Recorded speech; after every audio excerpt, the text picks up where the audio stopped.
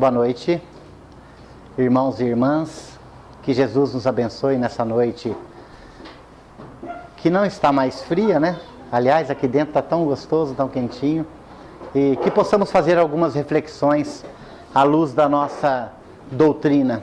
E essas reflexões que nós fazemos, elas são sempre embasadas em estudos científicos, porque o Espiritismo, além de religião, de filosofia, é ciência. Então, quando nós tomamos conhecimento da ciência, nós aumentamos a nossa convicção no nosso caminho. A gente aumenta a nossa fé, porque a gente conhece com maior profundidade. E isso é muito importante. E é por isso que o Espiritismo, ele se volta sempre ao estudo. É estudar sempre. Conhecer cada dia mais a nós mesmos, né? Para que nós possamos conduzir de forma melhor a nossa vida aqui, o nosso dia a dia. E esse assunto, ansiedade, medos, fobias, pânico, não tem uma pessoa, durante essa rápida passagem nossa aqui, que não passa pela experiência do medo. Eu vou até iniciar contando uma historinha engraçada da minha família. Eu sempre jogo a minha família no meio dos assuntos assim, porque a minha família ela é uma comédia. Na década de 40, quando meu avô, pai do meu pai, saiu da região do interior de São Paulo, ele foi desbravar uma terra ali próximo da região de Rolândia. E acabou ajudando a fundar a cidade de Sabáudia, que foi onde eu nasci, né, Marcelo? Uma grande cidade. Na época tinha 5.000 habitantes. Hoje, um pouco mais de 1.000. Exatamente. E naquela época era tudo muito difícil. E era tão difícil que quando eles chegaram, a família toda, então meu avô, minha avó e mais 6 filhos, eles se instalaram numa tulha de café. O pessoal mais antigo aqui lembra o que é tulha?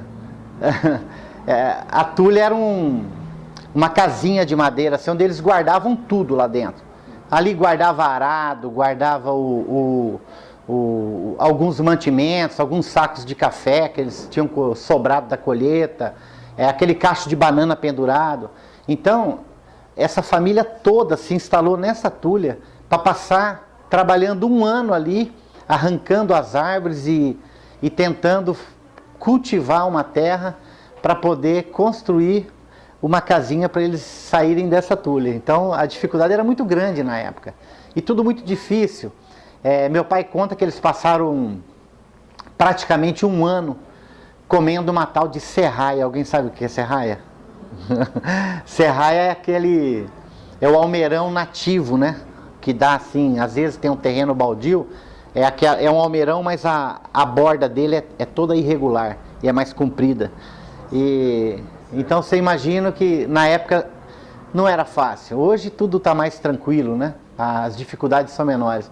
Então eu lembro que o meu avô, ele saía de manhã e voltava só depois do pôr do sol. E um dia ele estava sozinho, que os filhos não puderam ir para resolver outras coisas. E na volta, já escuro, ele pegou o lampião, acendeu e veio por uma trilha. E daqui a pouco ele sentiu que tinha alguma presença próximo dele. Olha o medo aí já se instalando, né? Ele sentiu uma presença e quando ele olhou para trás, ele viu uma luz que estava o seguindo. E aí ele já pensou 1000 coisas, assim, caramba, o que será que é essa luz, né? E ele foi andando, acelerando o passo e a luz também acelerava. E ele foi entrando, ele passou da ansiedade, do medo, da fobia, ele foi entrando em pânico, que é o pior estágio, né? E ele foi perdendo, inclusive, a razão ali. E eu sei que chegou um momento que ele já em pânico, ele parou e virou assim para aquela luz, né? Falou, eu vou ter que encarar isso, porque ou eu vou morrer ou, né? E quando ele parou, a luz parou também. Aí ele falou, meu Deus, eu vou em direção a essa luz então. Criou coragem e foi. Quando ele foi em direção à luz, a luz se afastava também. Aí ele entrou mais em pânico ainda. Aí ele se virou e começou a correr com aquele lampião na mão. e de repente ele chegou onde tinha uma mercearia, já que tinha iluminação, uns 3, 4 amigos dele sentados ali, eles... Pois não, seu Benedito, o que houve, né? E ele, ofegante assim, ele apontava, só apontava para trás. Mas o que foi, seu Benedito? Ele não conseguia falar, né? E daqui a pouco, aonde ele apontava, apareceu o seu Luiz, vizinho do sítio dele. Um vizinho que também estava trabalhando, com um lampião na mão também. Aí ele ficou revoltado, aí ele falou, ô seu Luiz, como é que o senhor me assusta desse jeito, né? Ele falou, não, mas quem me assustou foi o senhor. Ele falou, mas como? Você me seguia? Eu falei, não, mas é que eu vi a luz e eu estava com tanto medo que eu falei, eu vou ficar seguindo essa luz. Mas daqui a pouco a luz veio na minha direção, eu saí correndo também, que eu fiquei com medo, né? Então, na realidade, o medo, a ciência diz que o medo, ele vem do desconhecido. Nós temos um senso de preservação natural da nossa vida. E tudo aquilo que é desconhecido para nós, a gente cria esse certo medo, que é uma defesa que nós temos. Então, o medo, ele não nasceu naturalmente no ser humano de graça. Deus colocou esse suporte para nós, que é exatamente por quê? Porque quem tem medo tem mais precaução, né? Então, por exemplo... você atravessa uma rua aqui num bairro de Cascavel, atravessa com tranquilidade. Mas você não atravessa uma Avenida Augusta lá em São Paulo com tranquilidade. Você já tem o medo, então você se preserva, porque você pode ser atropelado.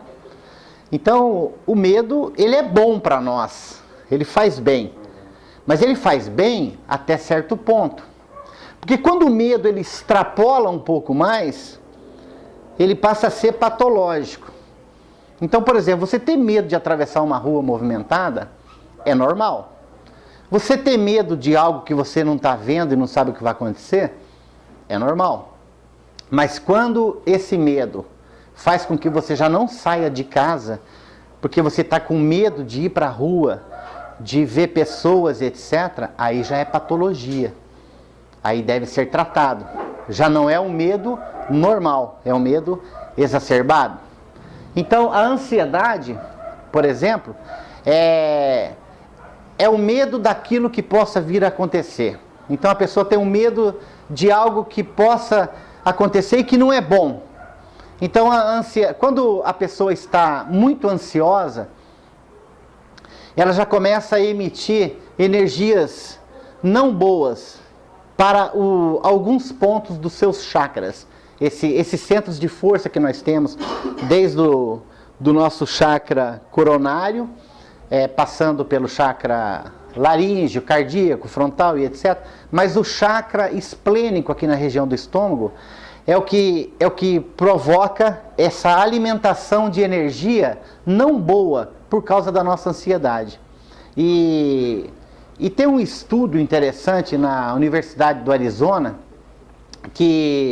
estudo de universidade mesmo, a faculdade lá descobriu que essas sensações de medo e de ansiedade provocam reações gravíssimas que podem gerar até doenças em nosso próprio corpo. E eles citam, eu não vou falar com muita propriedade porque eu não sou nem da área e eu não tenho conhecimento, mas eles citam o nervo vago. O nervo vago é o maior nervo da caixa craniana. Se eu estiver mentindo aí, quem conhece, né, o pessoal da área médica, é o maior nervo que ele sai do tronco aqui do cérebro, e ele passa aqui próximo da faringe, da laringe, e ele se distribui por toda a área abdominal. Então ele se liga com a área cardíaca, com a área intestinal, estomacal, com o fígado, com o rim. Olha, esse é o nervo vago. E ele é tão sensível, ele é parasimpático.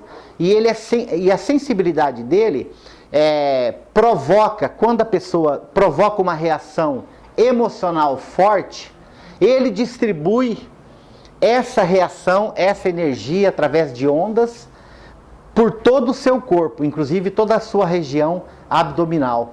E ele acaba então, toda essa região abdominal acaba envolvida por um excesso de produção de toxinas, de adrenalina no corpo. Então diz assim que a adrenalina é bom, mas quando ela é constante, ela se torna nociva e ela pode trazer então um mal para o nosso corpo. Então olha como é interessante como as nossas emoções interferem bastante no nosso corpo, né?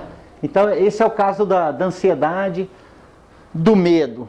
E o medo exacerbado quando ele é exagerado, quando ele acaba limitando a ação da pessoa. A fobia seria mais grave ainda do que o medo. A fobia seria, assim, aquele medo incontrolável. Segundo o estudo espírita, a fobia está mais relacionada a traumas que nós tivemos registrados em nosso psiquismo. Então, por exemplo, nós estamos aqui nessa rápida passagem pelo orbe aqui, vivendo aqui 50, 60, 70, 80, 90 anos, que diante de toda a nossa vida é uma passagem muito breve. Mas na realidade nós temos muitas e muitas passagens. E todas essas existências que nós já tivemos, nunca ninguém vive só no mundo. A gente está sempre se relacionando. E nessas relações, a gente acaba criando, às vezes, traumas muito fortes. Então, nós trazemos de muitas vidas traumas muito graves, às vezes, que não pudemos trabalhar na época, que ficam registrados em nosso psiquismo, aqui no nosso inconsciente passado. E às vezes, quando a gente se depara com alguma situação, manifesta esse inconsciente, manifesta no nosso consciente e a gente não sabe lidar com aquela situação. Então aí vem a chamada emoção irracional, que eles chamam. Por quê? Porque não tem razão aquilo que está acontecendo. O Dr. Alírio Cerqueira ele escreveu 12 obras, ele é um espírita, ele é médico, psiquiatra lá no Mato Grosso, e ele escreveu 12 obras espíritas, e quase todas as obras dele são relacionadas à área do psiquismo, da psiquiatria. E ele cita alguns casos assim interessantes.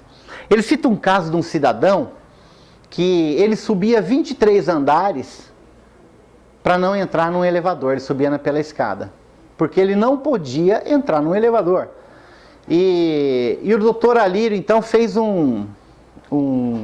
começou a fazer uma sessão de terapia com ele, e aí ele se viu obrigado a fazer, então, uma regressão. Então, veja bem, a regressão,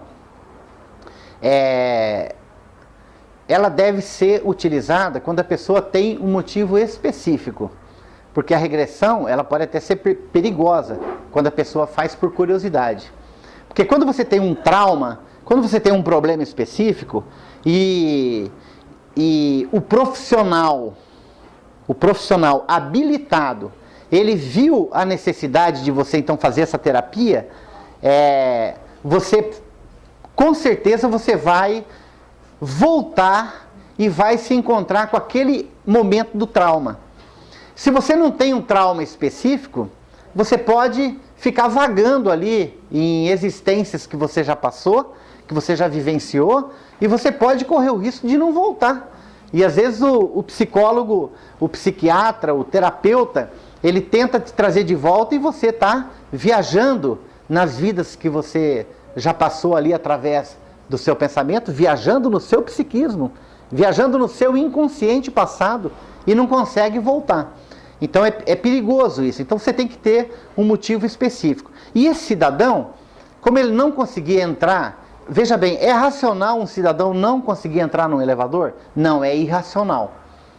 Então é um medo irracional. Mas do ponto de vista emocional, olha como a ciência é interessante o estudo. Do ponto de vista emocional, é racional aquele medo. Por quê? Porque a emoção dele provocada é tão forte que ele não consegue entrar naquele elevador. Então, emocionalmente falando, é racional. Mas o medo, avaliado racionalmente, ele é irracional. Então, na regressão feita nesse cidadão, ele identificou 3 eventos que motivavam esse medo irracional de entrar em locais fechados. Tanto que a consulta com esse cidadão era com a porta do consultório aberta. Ele não conseguia deixar a porta fechada, ele tinha medo de ficar ali com a porta fechada. Então, fazendo a regressão, esse cidadão, ele se viu quando ele tinha 19 anos de idade, que ele foi servir a Marinha, e no Exército, na Marinha, na Aeronáutica, tem alguns amigos aqui que não mentem, né? Não me deixam mentir, né, Douglas? Existe o chamado trote. Então, eles colocam o soldado em choque extremo para ver até que ponto ele resiste a uma situação extrema. E é interessante o trabalho, mas só que é um trabalho que às vezes, quando não é feito com cuidado, com pessoas da área médica que estão ali para dar uma assistência, causa traumas enormes nas pessoas. E eu, inclusive, eu tive um trauma, já trabalhei. E esse cidadão, quando foi servir a Marinha, eles colocaram todos os soldados trancados lá no porão do navio, durante 24 horas no escuro, com silêncio profundo. E lá eles começaram a manifestar uma loucura tremenda, e começavam a gritar e pedir pelo amor de Deus, me tira daqui. E eu sei que 24 horas depois eles abriram, uns saíram correndo, outros se atiraram ao mar. Então eles ficaram em pânico mesmo. Aí chegou a vez do pânico. É quando a pessoa não tem praticamente controle sobre a sua ação, sobre o que ele está fazendo. O pânico, ele já é bem mais forte que a fobia. O pânico, a pessoa praticamente perde o controle da sua ação. A pessoa tem ela tem um medo profundo de morrer naquele momento, ela tem uma ansiedade extrema e até medo de enlouquecer, de sair do senso da razão dela. E isso pode acontecer. Então, o que o Dr. Alírio fez? Ele trabalhou aquela emoção, conversando, e depois trabalhou a ressignificação da vida do cidadão. E aí ele continuou a terapia, voltando, e ele percebeu que tinha mais eventos que causavam aquele medo e aquele pânico nesse cidadão. Aí ele se viu logo após o nascimento. O que aconteceu com aquele cidadão? O que aconteceu com muitos de nós que eu digo aqui, gente, pessoal da minha idade, tá? Então é só 1 ou 2 aqui, só eu, o seu Rubens, Marcelo também, né, Marcelo? Na nossa época, gente, as mães tinham o hábito de enfaixar a barriga do bebê, ele enfaixava a gente. Então nós éramos, durante 7 a 15 dias, quando nós nascíamos, verdadeiras muminhas. Por quê? A gente era enfaixado tão apertado que você podia jogar na cama assim que não acontecia nada, você era uma múmiazinha. E por quê? Para não dar um problema no umbigo. Qual que é o problema mesmo? É uma hérnia umbilical. Então, olha só, era o pensamento da época, né? A mãe tinha má intenção? Não, ela queria fazer o bem para o filho, ela queria o melhor para o filho. Mas esse melhor, ele se sentiu tão mal com aqueles paninhos apertados ali, a muminha ali. Inclusive, eu vi minha mãe enfaixando. Enfaixava as pernas, a barriga, depois no final botava as mãozinhas assim, enfaixava um pouco as mãozinhas também. E eu pensava, é um absurdo aquilo, era uma múmiazinha mesmo. E ele tinha muitos. Acaba assim, ao longo do seu nascimento, crescimento, conforme o estilo de vida que tem, naturalmente ele vai se soltando daquilo. Ele vai se liberando através do próprio estilo de criação. Mas alguns não conseguem se libertar daquele registro, daquela sombra no seu psiquismo, no seu inconsciente. E aquilo ali, então, dava uma aflição nele quando ele estava no local fechado. Ele já sentia exatamente aquele frio na barriga, aquela ansiedade louca, e ele entrava em pânico e falava, eu não entro nesse lugar. Não para por aí. Esse foi o segundo evento que o doutor Ali, olha só, que ele descobriu com esse cidadão. E ele percebeu que ainda tinha mais coisa. E continuou a regressão. E a regressão continuou antes do nascimento, obviamente, em outra vida. E numa vida dele, tá? Ele foi diagnosticado como morto e foi enterrado, mas ele não estava morto, ele tinha catalepsia. Então ele foi enterrado vivo e ele acordou dentro do caixão. Imagina o que é uma pessoa acordar dentro de um caixão e depois ter que morrer lá dentro, asfixiado. E esse era o maior trauma que ele tinha. Trabalhou a emoção desse cidadão, deixou ele gritar, deixou ele chorar e falou: olha, acabou isso aí, passou, você não tem mais isso, hoje você está bem e agora a sua vida é outra. E através desse papo, dessa conversa e tal, que o psicólogo e o profissional, né, da área faz, ele libera todas essas emoções e ele passa a ter uma vida normal. Então, vocês viram que nós não somos essa pessoa que está aqui só agora, não, vivendo somente essa vida aqui.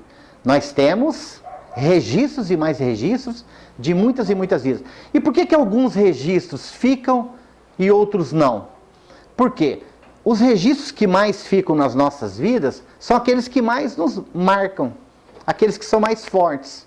E às vezes você tem um fato marcante e forte numa existência, e na própria existência você já libera. Eu tive, por exemplo, os nossos instrutores, de forma bastante de forma bastante estúpida, vamos dizer assim, né? Eles simularam um campo de concentração e nos colocaram dentro de sacos, depois para transportar a gente num caminhão. Não sei se o Douglas fez esse tipo de exercício.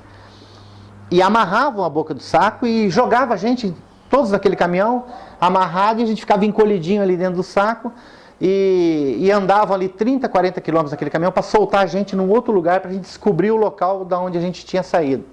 Então, olha que loucura. Então, ali, aqueles colegas gritavam ali: pelo amor de Deus, me tira daqui, etc. E eu já era mais forte. Eu já falava: socorro, pelo amor de Deus, me tira desse saco aqui que eu não aguento. E acho que quem mais gritou lá dentro foi eu. Tanto que eu fiquei com trauma. Tanto que terminou o nosso curso, eu fui para o Rio, e lá no Rio, o meu amigo, companheiro de curso, ele tinha um carmanguia. E lá no Rio, então, ele falou: Viçosi, vamos lá conhecer minha casa e tal, porque ele era do Rio mesmo, né? Eu falei: vamos. A hora que eu falei: isso aqui é o teu carro? Ele falou: e eu já não sou nada pequeno, né? E estava ele e a esposa, e eu tive que entrar atrás do carmanguia. Atrás do carmanguia. Resultado, ele andou umas 5 quadras e eu falei: meu amigo, por favor, para só um minutinho. Ele: que foi? Não, para, por favor. Aí ele parou: sai, por favor. E eu saí e fiquei ali uns 10 minutos ali fora daquele carro. Aí ele falou: olha, eu posso até continuar nesse carro, mas a sua esposa vai atrás, que ela é pequenininha, e eu vou na frente, porque eu não estou aguentando, está me dando assim E eu vi que eu tinha esse trauma. Então, para vocês verem, o que é isso? Isso aí é você, então, buscar um autoconhecimento, buscar assim, o que te faz mal? Tem que tratar, tem que tratar. Eu vou falar agora, daqui a pouco, o quanto o nosso medo, ele tem relação com a nossa falta de fé. Mas, gente, não é só isso também, não. Ah, o seu medo é falta de fé. Não, senhor. Não precisamente. Você pode ter um medo, você pode ter uma fobia, você pode até ter pânico por um registro forte que você tem gravado e que você tem que trabalhar com um profissional. Você tem que procurar um médico, um psiquiatra, fazer uma terapia com profissionais. Essa é a recomendação do Espiritismo. O Divaldo, no livro da Joana, Autodescobrimento, ele recomenda: procure um profissional da área médica. É por isso que você está no corpo físico agora, porque os médicos habilitados é que vão trabalhar com você. Ah, e o centro espírita? Procure o centro espírita, sim. Vai tomar um passe, vai equilibrar suas emoções. É importante o centro espírita, com certeza. É importante o padre, é importante o pastor, conversar a respeito, fazer uma oração. Mas não deixe de procurar um profissional, achando que porque você é espírita, o centro espírita vai resolver todos os meus problemas. Nós temos o hábito de transferir os nossos problemas para os outros.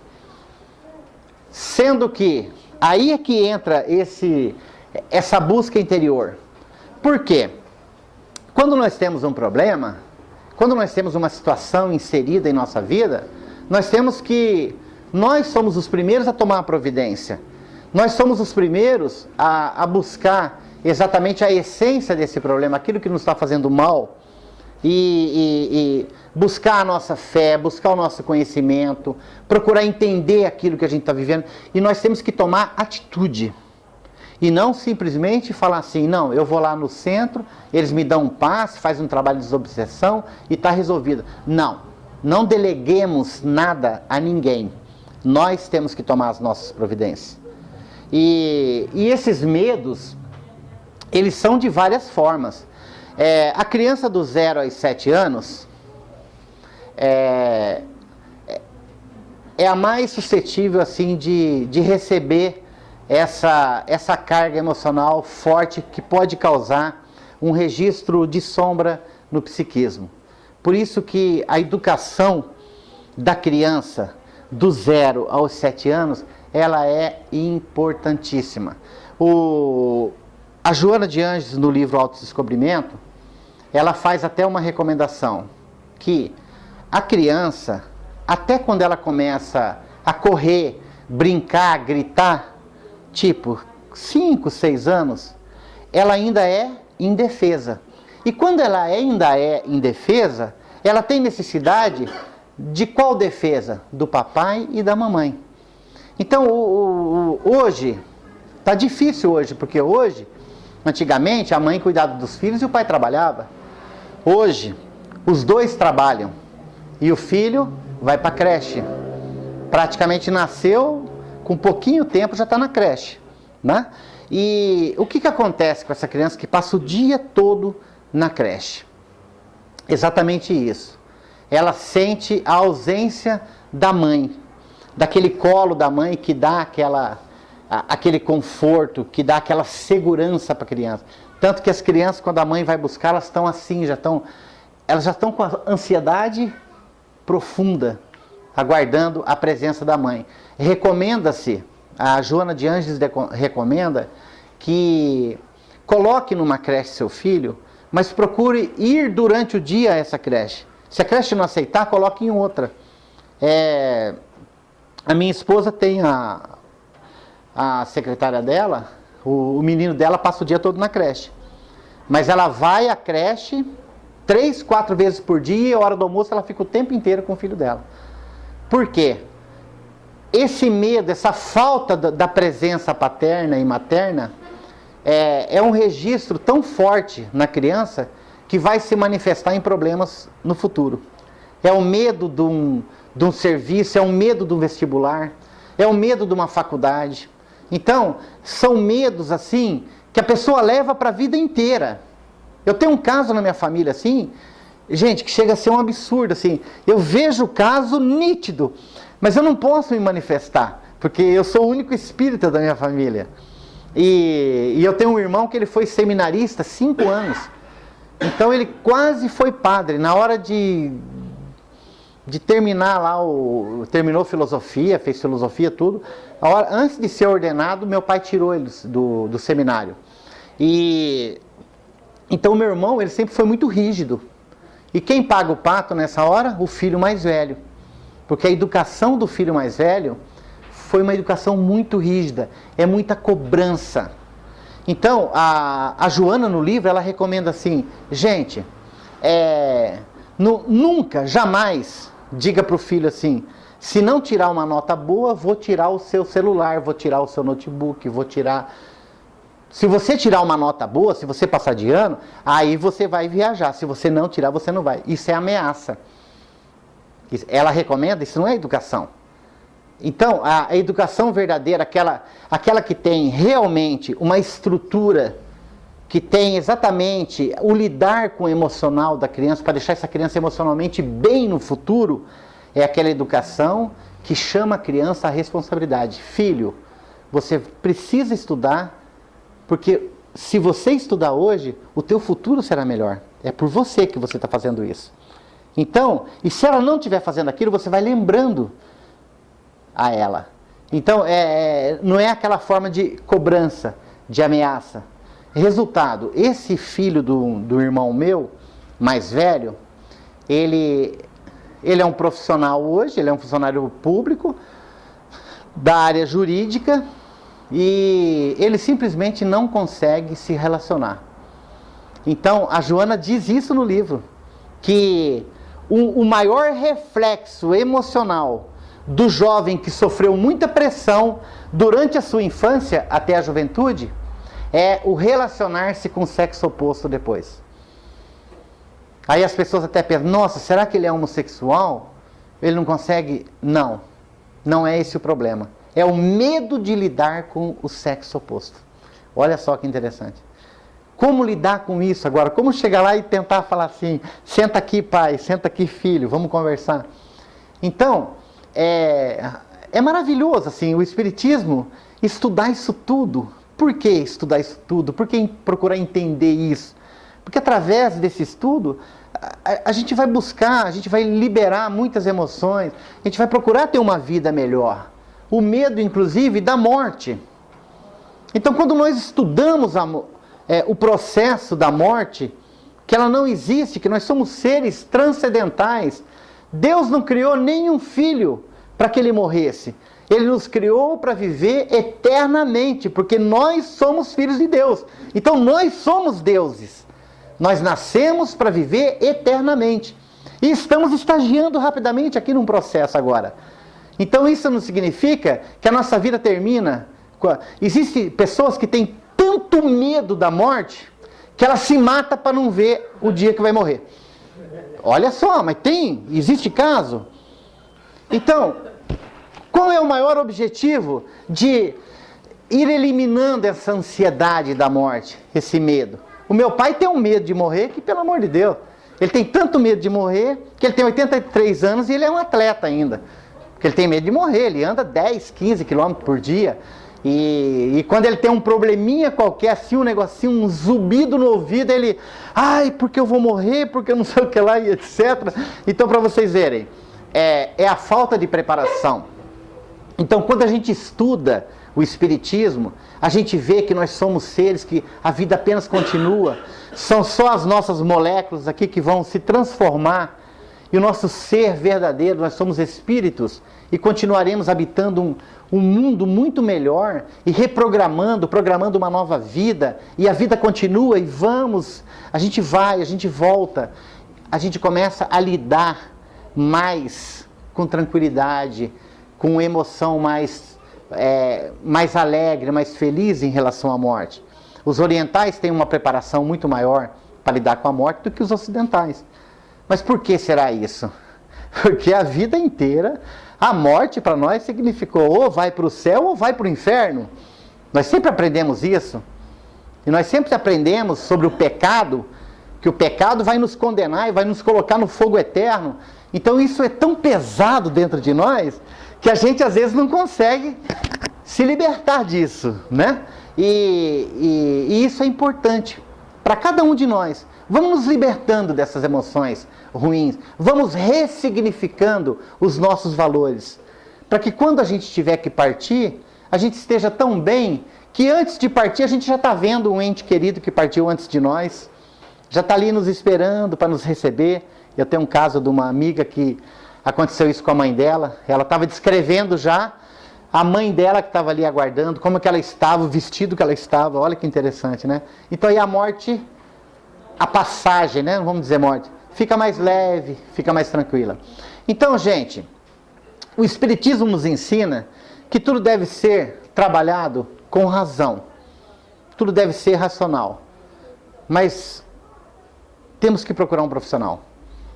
O Dr. Alírio cita um outro caso de uma mulher que ela entrou na casa da mãe dela. Sabe aquelas folhinhas Aquelas folhinhas que tinha, uma página são os ursinhos, a outra são os cachorrinhos, a outra são os gatinhos, tudo bonitinho, né? Eu até quando eu era criança eu recortava para guardar, porque eu achava as fotos muito lindas, né?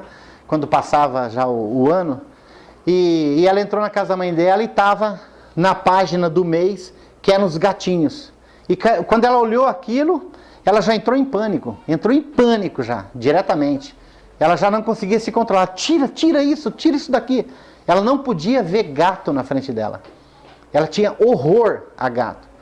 Gente, é racional você ter medo de um gato? Não. Então é um medo irracional. Se é um medo irracional, tem que ser tratado. É um trauma que você tem. A sorte dela, sorte ou destino, né? É que ela conheceu o Dr. Alírio Cerqueira. E ele fez uma regressão. E ela viveu uma vida dela na África. E durante uma tempestade, ela foi se abrigar em uma caverna para se proteger da tempestade. E essa caverna era uma residência oficial de um grupinho de leões, assim, muito famintos. E ela foi devorada pelos leões dentro dessa caverna.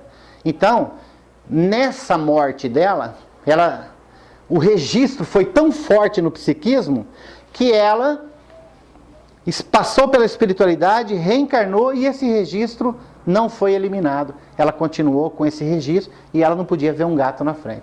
Então ele trabalhou, ressignificou, trabalhou a emoção e ela continuou com uma vida normal. Então são fatos que acontecem com qualquer pessoa. Acontece com um amigo meu, acontece com alguém da minha família. E essa semana eu viajando, eu encontrei meu irmão lá em Francisco Beltrão e comecei a falar sobre esse assunto e ele falou que ele tem um trauma muito grande, que foi um acidente que ele sofreu de moto. Quando eu estava em Brasília, ele sofreu um acidente em Arapongas e ele ficou preso na moto porque o carro ficou em cima da moto e ele ficou preso e ele sentiu uma aflição tão grande e ele percebeu que agora ele estava com medo de lugares fechados. Ele falou, rapaz, então está acontecendo isso comigo? Eu falei, então você tem que trabalhar isso. Vocês ouviram falar daquele caso do... isso aí passou não sei se foi na Discovery, num jornal, onde foi que... Do menino, a história do menino americano, que durante a gestação, a mãe teve uma gestação horrível, muito perturbada, porque o menino era muito inquieto. Depois que nasceu, o menino tinha assim, gritava muito, chorava muito a noite inteira.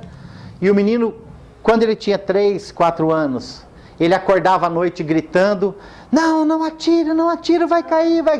Desse jeito alguém lembrou do caso?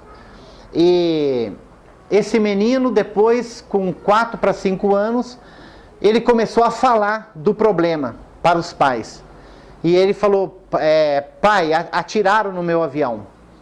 Aí o pai dele entrou em pânico, mas que avião? Lembra desse caso? Eu não lembro o nome do menino. Eu sei que eu lembro o nome. John, nos Estados Unidos. Isso, nos Estados Unidos. Eu sei que o nome da psicóloga, da psicanalista que eles procuraram, é a Carol Gona. E ela teve um problema parecido com os filhos. E ela então já sabia como lidar com aquilo. E ela falou exatamente assim para os pais. Nunca, jamais reprima uma emoção que o seu filho está externando. Nunca. Porque se você fizer isso, para você ele não manifesta mais. Ele bloqueia. Então, quando ele estiver manifestando, por mais absurdo que você ache, tá? Procure ouvir. Pergunte a respeito. Deixe ele falar. Deixe ele se liberar dessa emoção. E os pais fizeram exatamente o que a psicóloga orientou. Porque ela chegou à conclusão que eles trabalhariam muito melhor o filho do que ela no consultório. Porque lá no consultório ele teria já um medo natural. E aí o filho então falou, pai, atiraram no avião, no meu avião. E ele falou, mas quem atirou? Os japoneses. Aí falou, nossa, e esse avião seu é da onde? Não, eu saí do porta-aviões. Aí ele falou o nome do porta-aviões. Ele falou o nome do porta-aviões numa batalha da Segunda Guerra Mundial. Aí o pai foi lá e pesquisou e realmente tinha o nome de um piloto, desse piloto, que foi abatido pelos japoneses quando ele saiu do porta-aviões americano numa batalha da Segunda Guerra Mundial. E aí os pais conversavam a respeito. Pois é, filho, deve ter sido muito ruim e tal. Ainda bem que agora você está bem, olha, você está aqui e tal. E conversando, o menino liberou todas aquelas emoções e ele parou de ter pesadelos. E dentro de algum tempo ele parou de conversar, inclusive sobre o assunto. Então, veja bem, tudo é tratado com racionalidade. Tudo é tratado através do descobrimento, do autodescobrimento, da avaliação. O que não pode acontecer é a gente ignorar. E o que não pode acontecer é a gente depositar para o próximo aquilo que é nosso. Nós temos que enfrentar, temos que trabalhar. Né? Uma senhora falou assim, medo, eu tenho medo de me relacionar, eu tenho medo de conversar, eu tenho medo de estudar, eu tenho medo de sair, eu tenho medo de descobrir o que é que tem aqui dentro. Essa é a verdade. Às vezes nós temos medo de descobrir quem somos nós. Então, não precisa ter esse medo. Às vezes, nós temos que descobrir quem somos nós. E trabalhar. Sabe por quê? Porque Deus não pune nenhum dos seus filhos. Nós não nascemos aqui nessa encarnação para que nós pagássemos algo que fizemos na vida passada. Gente, o Espiritismo está abominando essa filosofia falsa. Isso é uma filosofia falsa. Ninguém está aqui nessa existência para pagar o que fez na existência passada. Não. Nós estamos aqui para nos educarmos. E dentro desse processo de educação, às vezes a gente sofre um pouco. Mas às vezes a gente sofre mais por falta de entendimento, mais por falta de usar o amor, mais por falta de usar a nossa fé. A gente fala tanto em Jesus, tanto, mas parece que a gente busca tão pouco Jesus, confia tão pouco nele.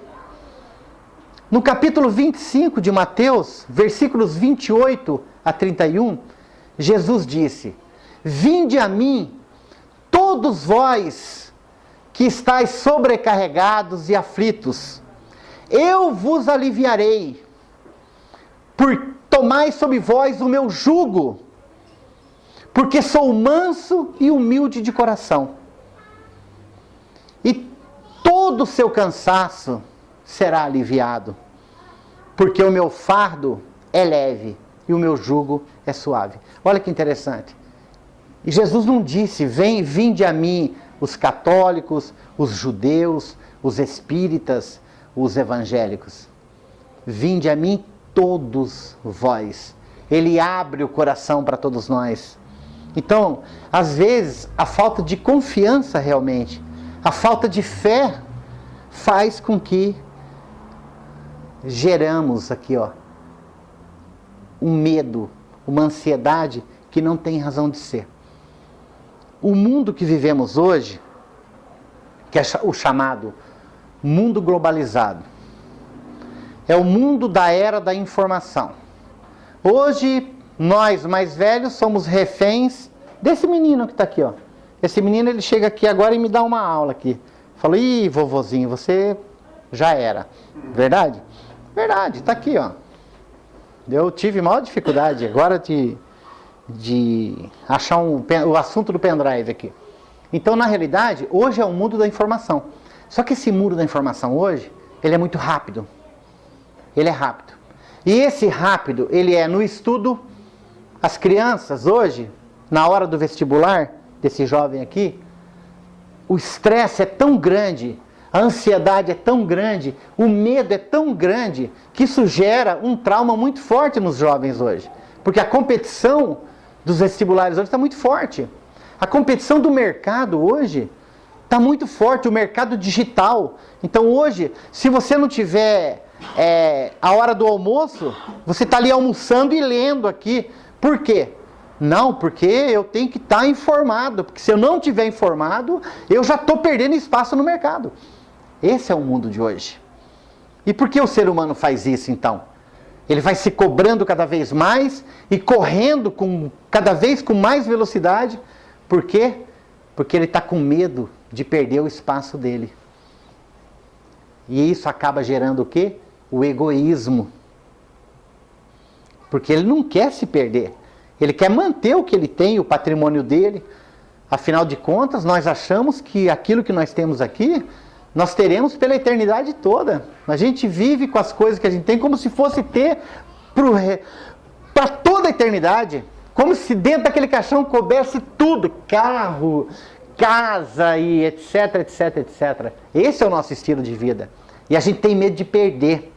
A gente tem medo de sofrer prejuízo. E por causa disso, a gente acaba sendo inserido num processo chamado egoísmo.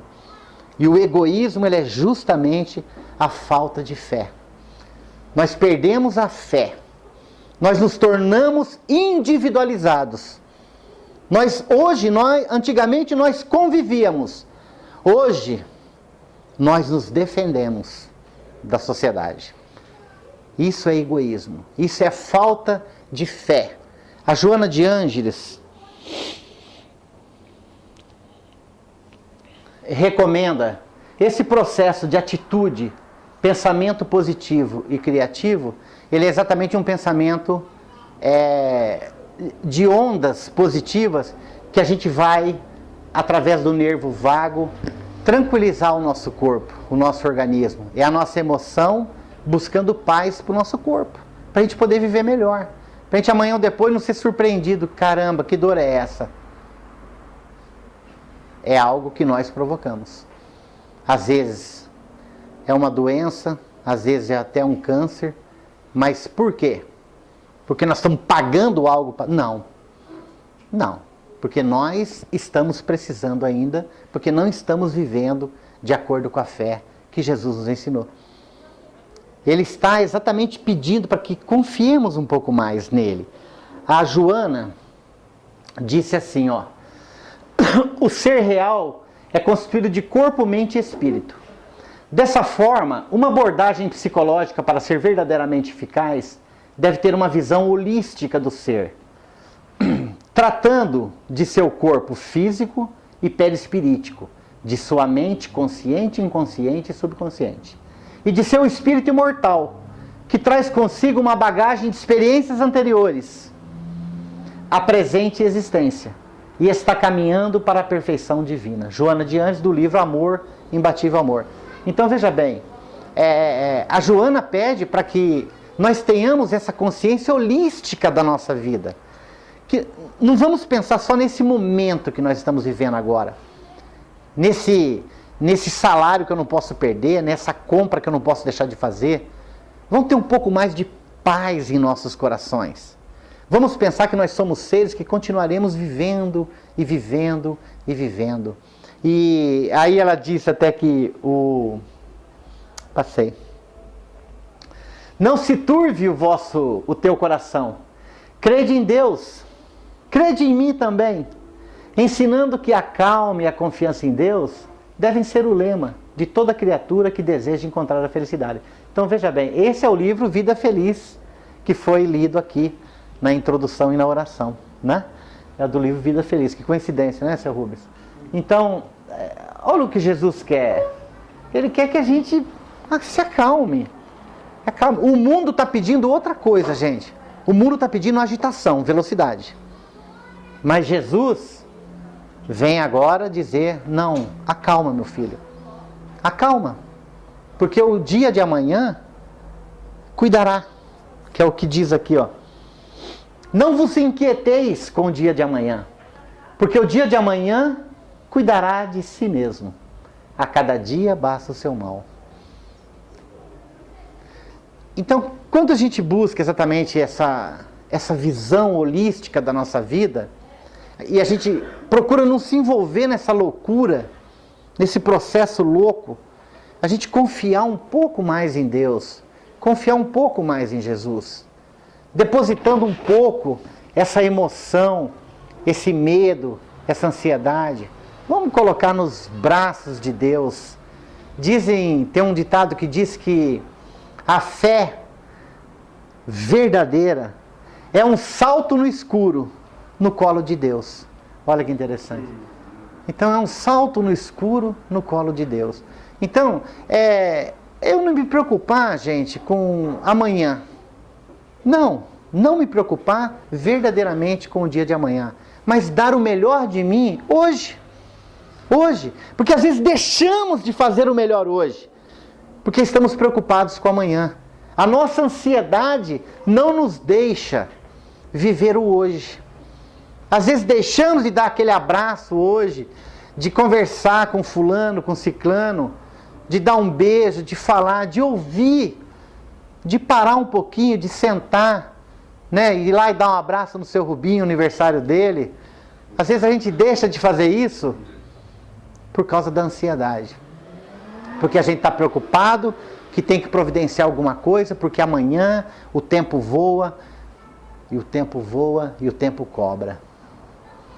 Gente, não vou me estender mais. Os medos, as fobias, elas existem. E eu duvido que tenha alguém aqui que não saiba de um caso, de uma situação, ou com ele próprio. Duvido. Porque todos nós temos um pouquinho desse medo dentro de nós. Mas nós temos que trabalhar. E Jesus abre os braços para nós, justamente para dizer que nós somos filhos de Deus. Ninguém está perdido nesse mundo. Vamos confiar um pouquinho mais em Deus. Vamos agir da melhor forma hoje, porque o dia de amanhã pertence a Deus e estaremos com Ele, com certeza. Que Jesus nos abençoe.